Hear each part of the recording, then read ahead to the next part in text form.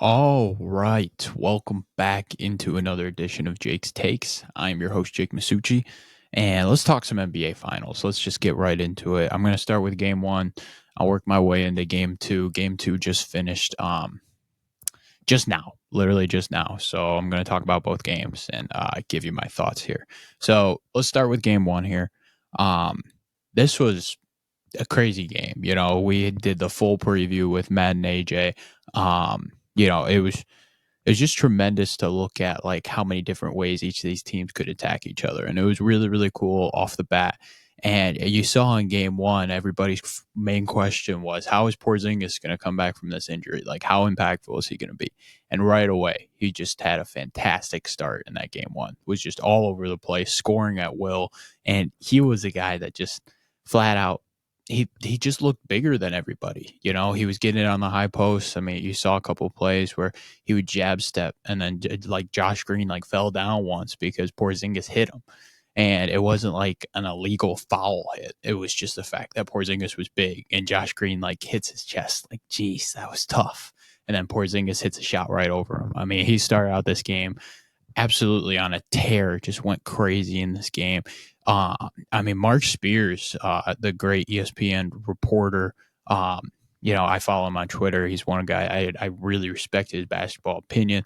And he talked about how like it was just one of the greatest things he's ever seen as a return. You just don't see that very much when you're not sure what to expect from a guy when they're returning from those injuries. So the Celtics kind of dominated this game pretty much all the way through, and it was pretty clear on the Mavs side of the ball that it was just Luka kind of carrying the load on offense. Luka had 30 points, 10 rebounds, only one assist. I've never seen a game where Luka's had one assist, like ever. It was so weird not seeing his playmaking, like being an impact, and the Celtics were just able to make it tough on all of the Mavs shooters. The Mavs did not shoot well at all. PJ Washington had a solid game, 14 points, but was 0 for 3 from three. You saw Kyrie Irving really struggle from the field, 6 of 19, just not a great game for him. Maxi Kleba didn't make much of an impact off the bench. Josh Green struggled.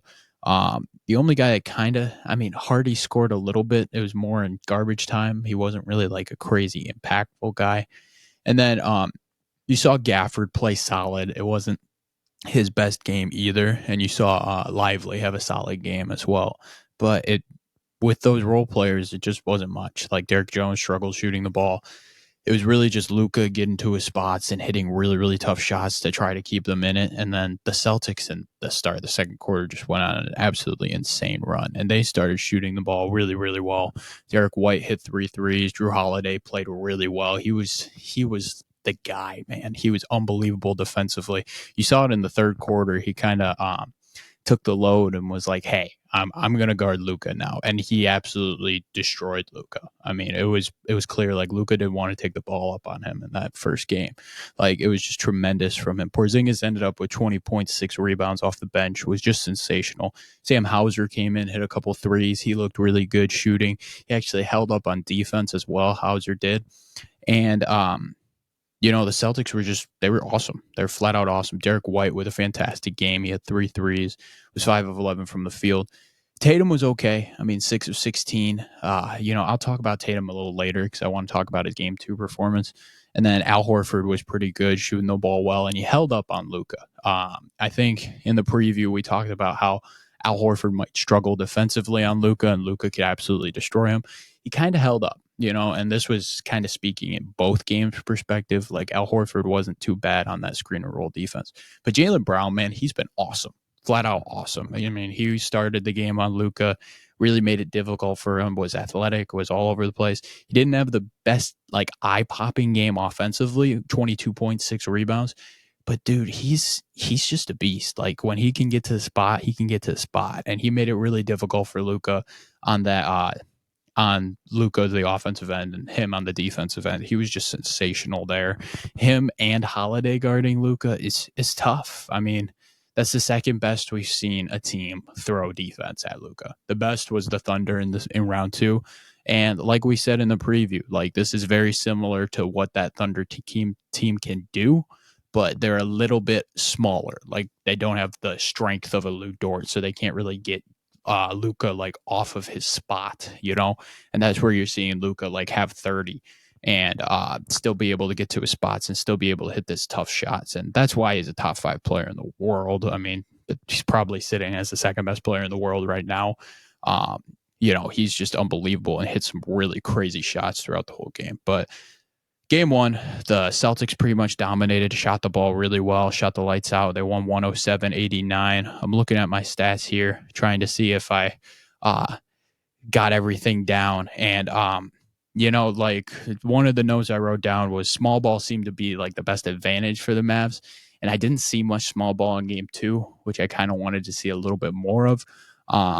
But small ball was solid. And, like the Mavs they didn't hit shots in this game one. And, like Kyrie's really got to step up in order for the Mavs to be able to win some games. So that was really tough.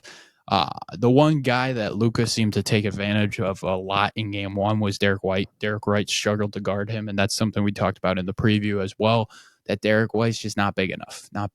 And Luka was able to get to his spots on him and was able to do that. And getting back to Tatum a little bit, like he was just okay in this game. He had a lot of turnovers, a lot of it seemed kind of forced, it didn't seem like he knew what he was doing very much. And it was just a little bit of a struggle. So those are kind of the main points for game one. Let's move into game two a little bit real quick. This is going to be a shorter podcast today, just talking game one, game two, talking some hoops. I'm kind of hyped after the NBA Finals game two. So, I wanted to get some NBA Finals action going with it. So let's talk about game two here. The Celtics were able to win this one 105-98. They snuck out of this one alive. And this one was a better game. It was closer throughout the whole game, and it was a really, really fun game to watch. And it was another great Luka Doncic performance. 32 points, 11 rebounds, 11 assists. The tough part for Luka, and this is like a theme in both game one and game two, is the Celtics are attacking him on every play. Like no matter what. First, his job is to take the ball up and be that top tier guy that's always has the ball in his hands. And, I've talked about in the past how it's a heliocentric offense and it runs through Luka Doncic. So that's what is going to happen, throughout the whole series. And then, now in this scenario, he's got the ball all the time. And this is more game one. He's got the ball all the time. And then on the defensive end, every screen and roll, the Celtics are only looking for him. So whoever Luka's guarding, if he's guarding Jason Tatum's going to go set the ball screen at the top. And you're going to get a switch, and Luka's going to have to guard the ball handler, and the ball handler is going to attack Luka. They did this all game one.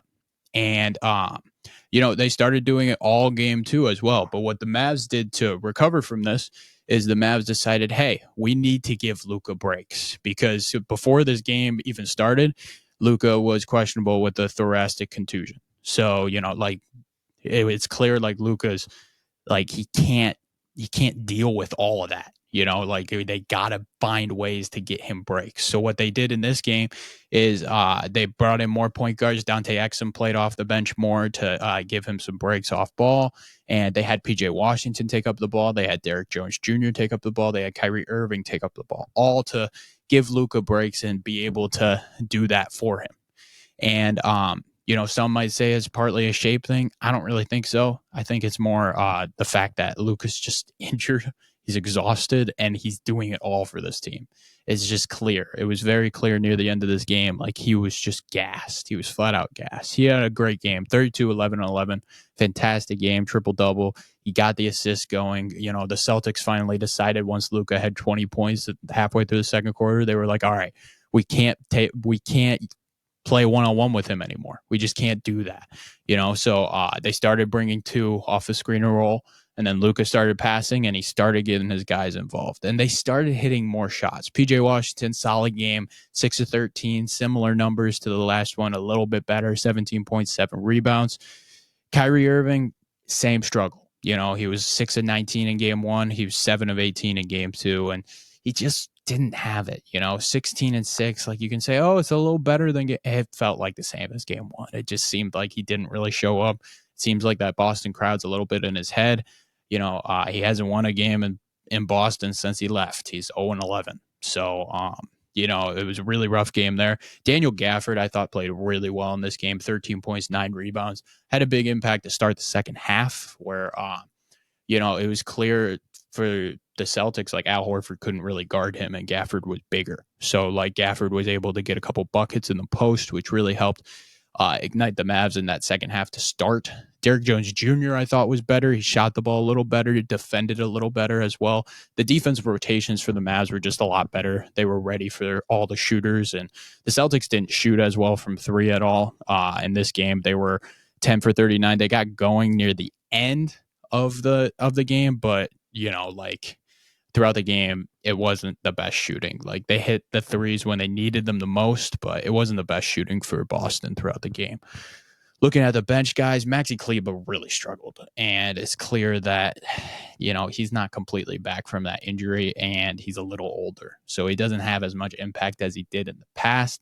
And he's just a little worse. So Kleber's not really a great option in this series. Josh Green was okay, nothing special. 4 points, 14 minutes.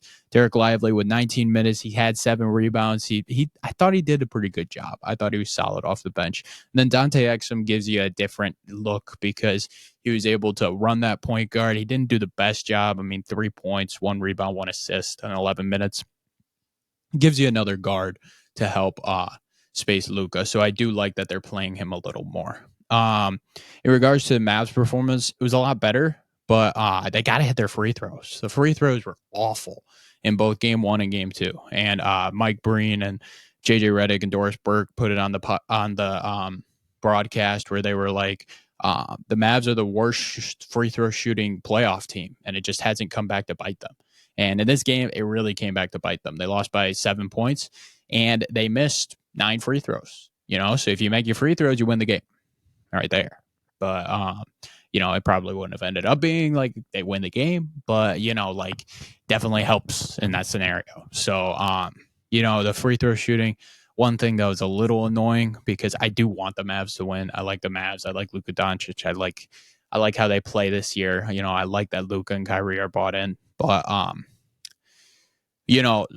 switching over to the Celtics here, the Celtics were awesome. Drew Holiday was awesome. 11 of 14 from the field, 2 of 4 from 3, 26 points, 11 rebounds, 3 assists. He was fantastic, offensively and defensively. He made it difficult for Luka. He switched on to different guys. It was more Jaylen Brown in this game on Luka, but Holiday just was always in the right spot. Tatum was really passing the ball well today.